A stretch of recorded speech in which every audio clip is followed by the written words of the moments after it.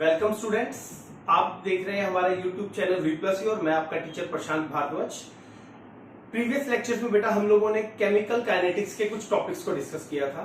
उसी को आगे बढ़ाते हुए आज हम लोग डिस्कस करेंगे कि एक जीरो ऑर्डर रिएक्शन क्या होती है और integrated law of zero order हम कैसे ड्राइव कर सकते हैं।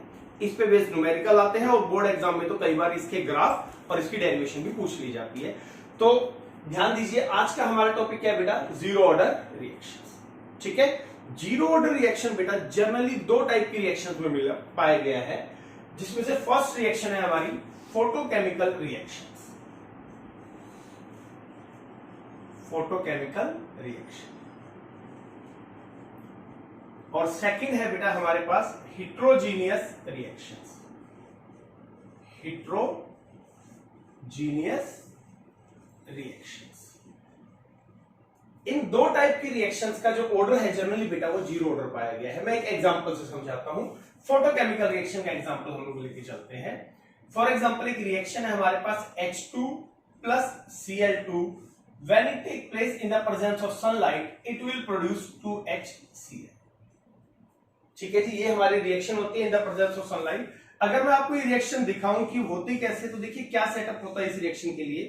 हमारे पास एक कंटेनर है, एक बीकर है जिसमें हमने पानी लिया है बेटा, और ऊपर एक इन्वर्टेड हम लोगों ने टेस्ट ट्यूब रख दी है एक तरीके से, और यहां पर हमारे पास जो गैस है, यहां हमने H2 plus Cl2 गैस को फिल कर दिया है, और इसके ऊपर चारों तरफ से हम सनलाइट को अलाउ कर रहे हैं। HNU मीन्स सनलाइट, ठीक है, दैट इज वाटर। तो what actually happens after some time बेटा कि H2 plus Cl2 when react in the presence of sunlight they produce 2HCl। और इस सेटअप में क्या होता है वो देखिए।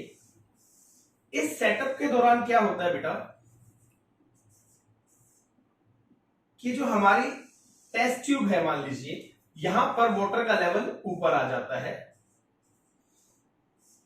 रिमेनिंग अभी भी क्या है हमारे पास H2 plus Cl2, still light is fall on this beaker और you can say test tube, और जो वाटर है वो एज इट इज है।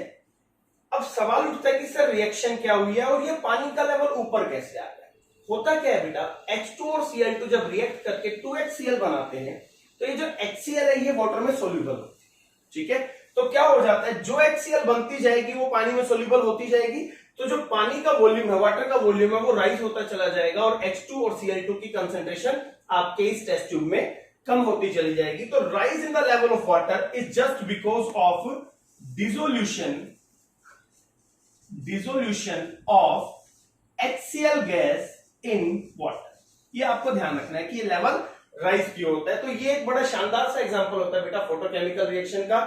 और अगर हम इसका ऑर्डर डिस्कस करते हैं बेटा, तो इसका जो ऑर्डर है दैट इज यू कैन से रेट ऑफ रिएक्शन जो हम एक्सप्रेस करेंगे दैट इज K, और जो भी इसके रिएक्टेंट है यहां पे जीरो शो कर देंगे। It means it represents zero order reaction. ठीक है, समझ पा रहे हैं इस बात को? और दूसरे जो जीरो ऑर्डर के ज्यादातर एग्जांपल पाए गए हैं बेटा वो हिट्रोजीनियस में पाए गए हैं। तो example B, heterogeneous reaction. Heterogeneous reaction दो तरीके की रिएक्शंस होती है बेटा, एक होमोजीनियस होती है और हिट्रोजीनियस होती है।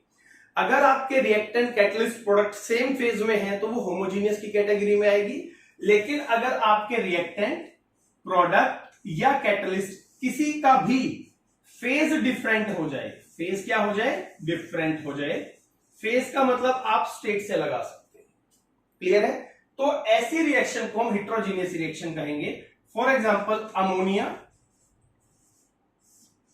it will form, you can say N2 plus 3H2 in the presence of catalyst। तो ये जो रिएक्शन है बेटा, ये भी हमारे पास किस ऑर्डर की रिएक्शन है? जीरो ऑर्डर की रिएक्शन है। तो आपको जनरली याद रखना है कि हिट्रोजीनियस रिएक्शंस और photochemical reactions are comes under the category of zero order reaction. और how we can represent zero order reaction?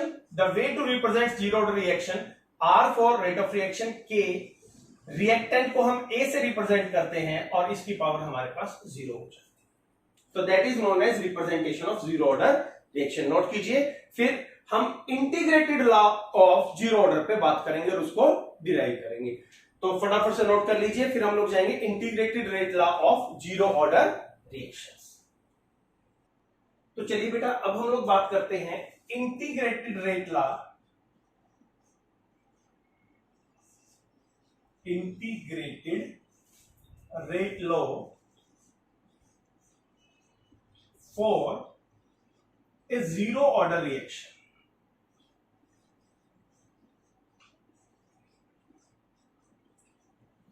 अब याद कीजिए, जीरो ऑर्डर रिएक्शन वो रिएक्शन होती है बेटा जिसका रेट कंसंट्रेशन पे डिपेंड नहीं करता है।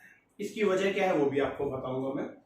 तो यहां हम क्या करेंगे, इसकी इंटीग्रेटेड लॉ को का जो इसके इंटीग्रेटेड फॉर्म है रेट लॉ की बेटा जीरो ऑर्डर की सेंस में, उसको हम डिराइव करेंगे। ठीक है, मान लीजिए बेटा हमारा एक प्रोडक्ट है ए, रिएक्टेंट है ए और it will convert into product.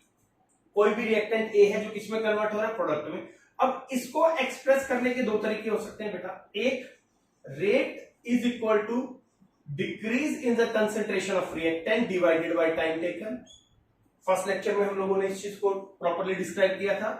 और सेकंड है in terms of rate law. Rate law की टर्म में क्या होगा बेटा, are is equal to K A की पावर जीरो। जीरो किसको इंडिकेट कर रहा है, order of reaction, order of reaction.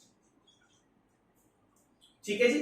तो इफ रेट इसके इक्वल है और रेट लॉ से रेट इसके इक्वल है, तो we can say this is equal to this. तो हम इसे कैसे कर सकते हैं, minus D A by D T is equal to K A की पावर जीरो। और आपको पता है बेटा, अगर किसी चीज की पावर जीरो है तो यहां कुछ भी चेंज करेंगे तो वैल्यू 1 आएगी। फॉर एग्जांपल, अगर मैं यहां 2 कर दूं तो भी 1 आएगा, 10 कर दूं तो भी 1 आएगा, 100 कर दूं तो भी 1 आएगा।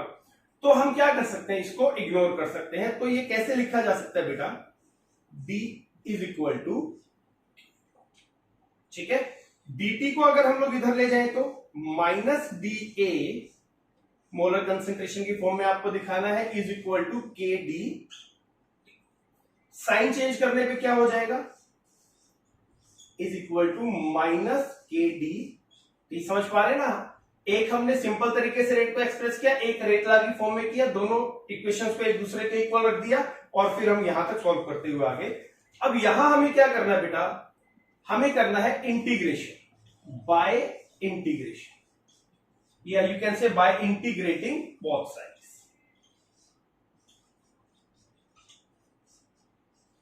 तो जब हम इसका इंटीग्रेशन करेंगे बेटा तो हमारी वैल्यू क्या आ जाएगी, this is equal to minus K T plus I.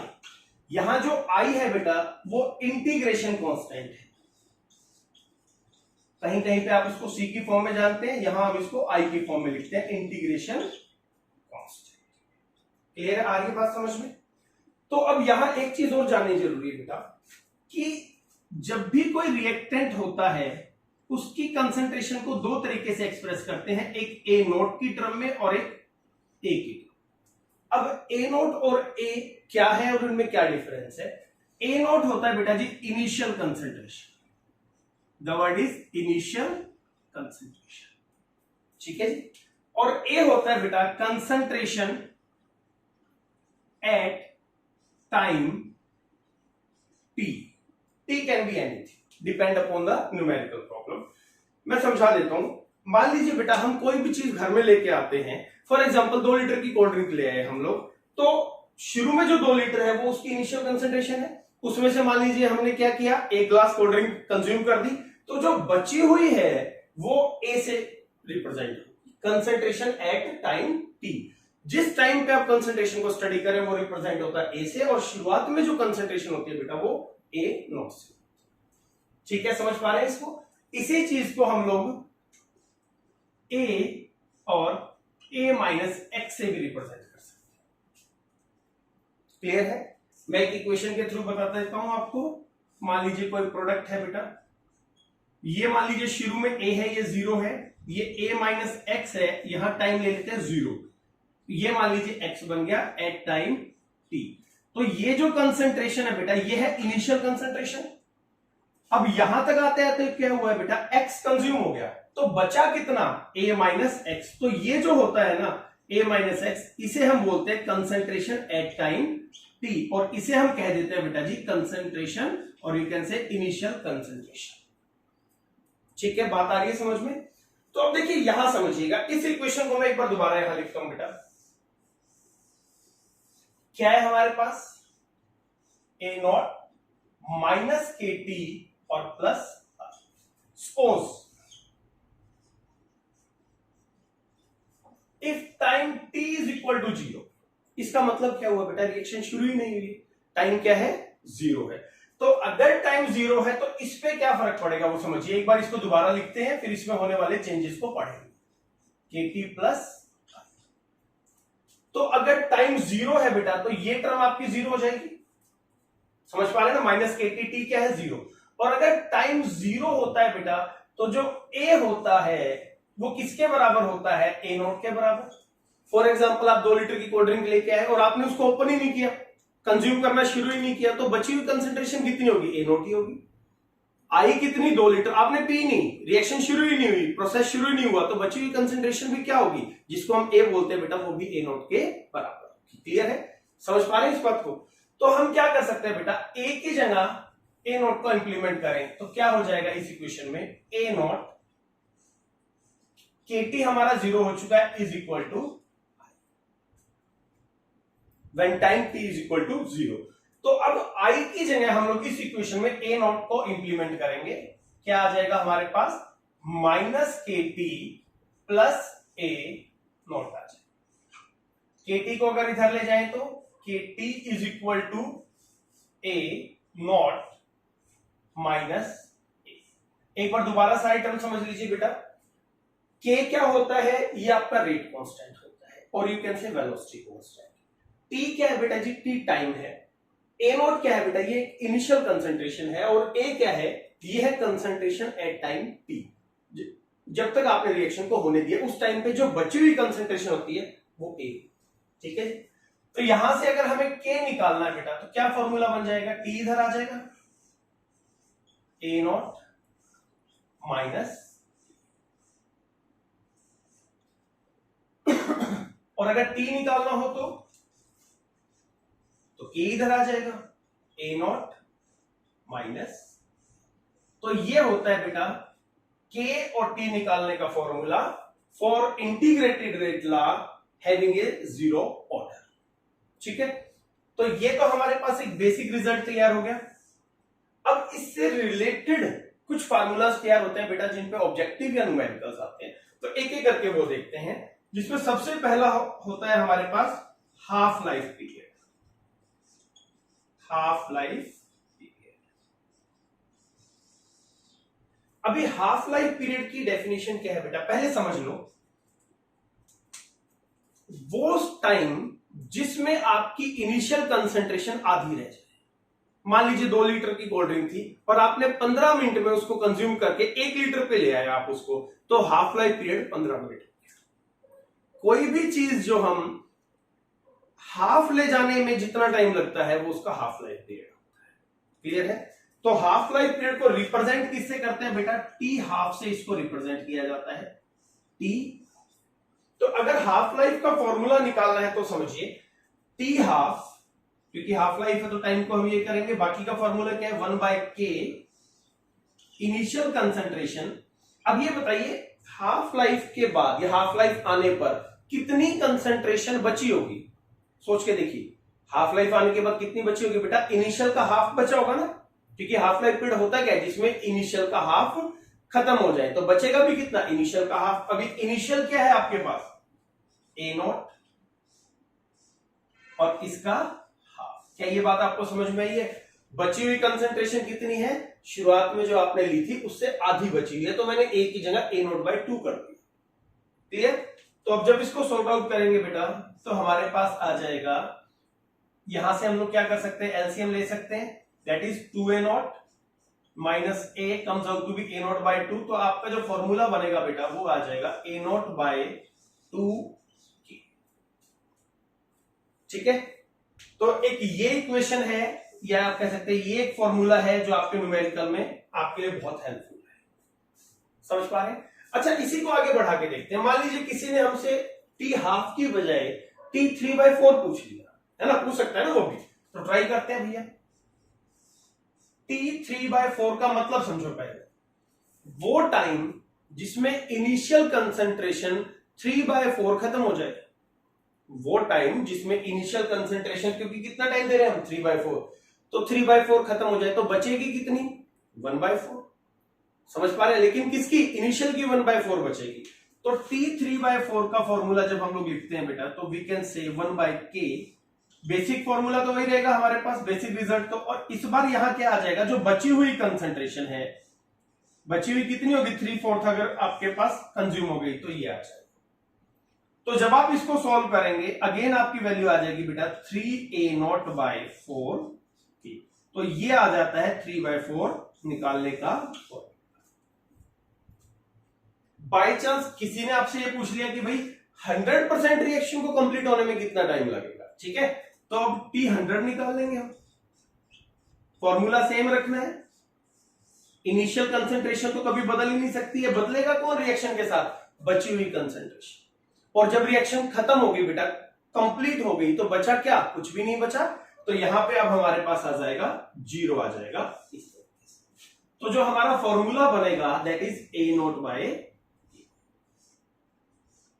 Molar concentration. तो T100 का फॉर्मूला आ गया A0/, T½ का फॉर्मूला, T3/4 का फॉर्मूला और T100 का फॉर्मूला।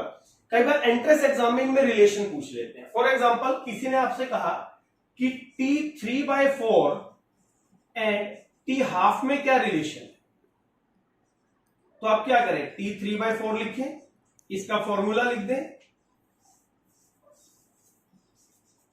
डिवाइडेड बाय 1/2 लिखें, और इसका फॉर्मूला लिख दें, ये क्या आ जाएगा A0/2।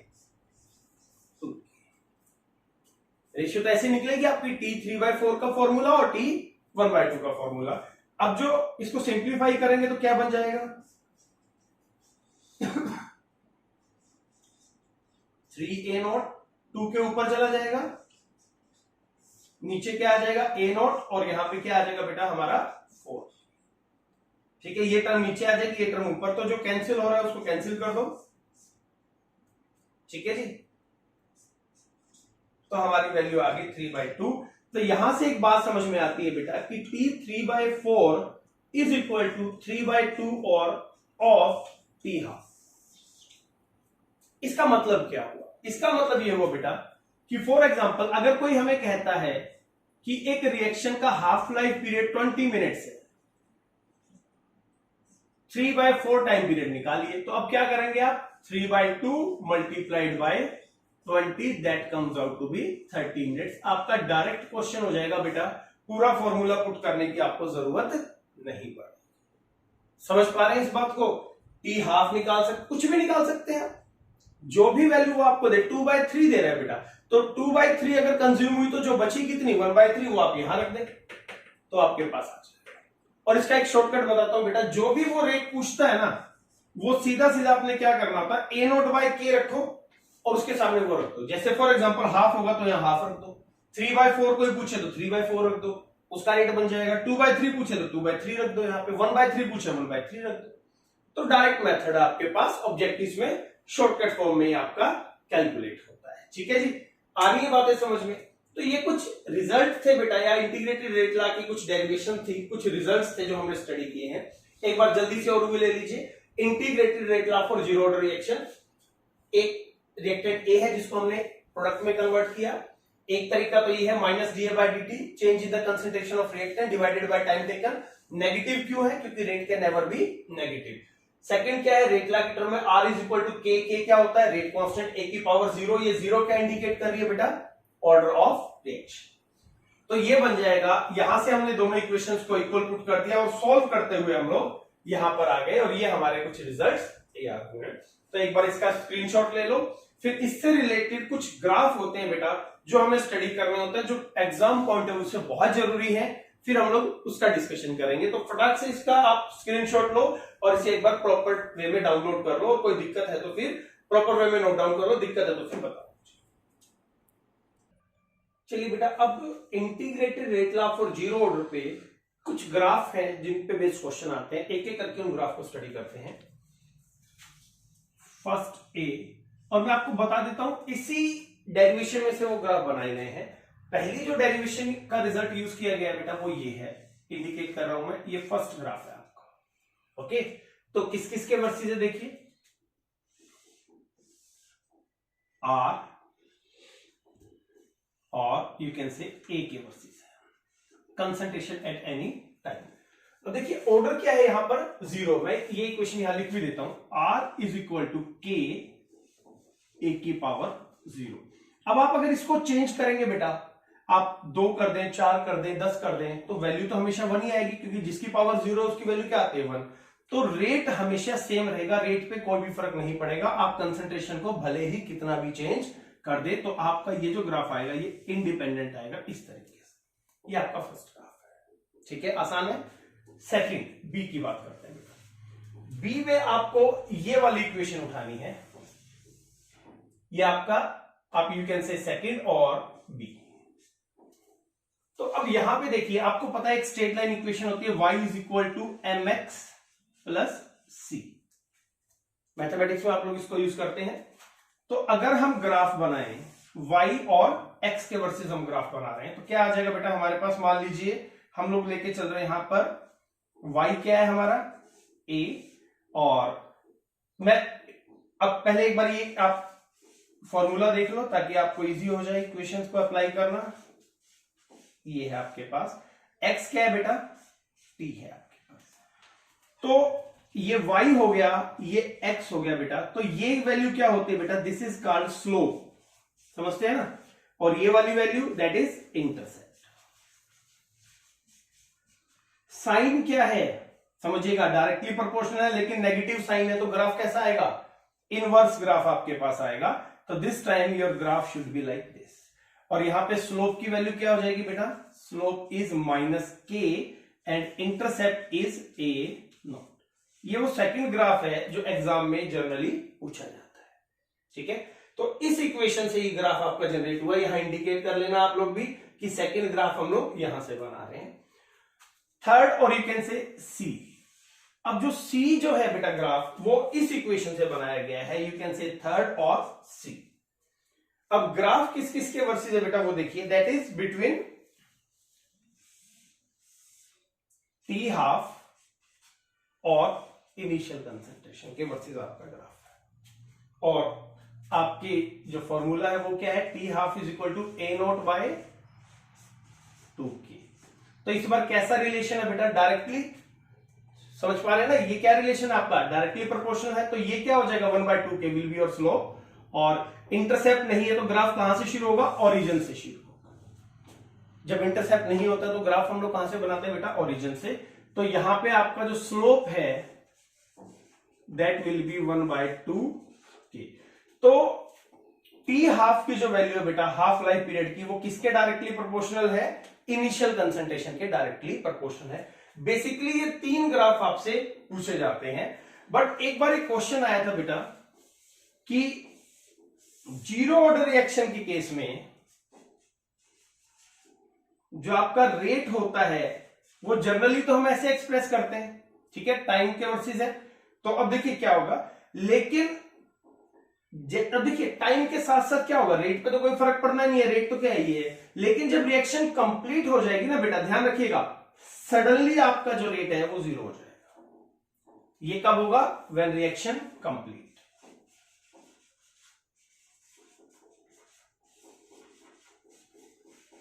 तो इस बात को आपको ध्यान रखना है कि जब रिएक्शन कंप्लीट हो जाती है तो रेट सडनली क्या हो जाएगा, आपका 0 हो जाएगा। तो ये 4 ग्राफ है बेटा जिनको आपने ध्यान रखना है, ये डेरिवेशन है, इनके रिजल्ट्स याद रखने हैं, उनको इन्वॉल्व करके हम फिर न्यूमेरिकल सॉल्व करें। क्लियर है, नोट डाउन कर लीजिए, अच्छे से कॉपी में ड्रा कर लीजिए आप अपने ग्राफ, फिर हम लोग इसके बाद न्यूमेरिकल सेक्शन को डिस्कस करें।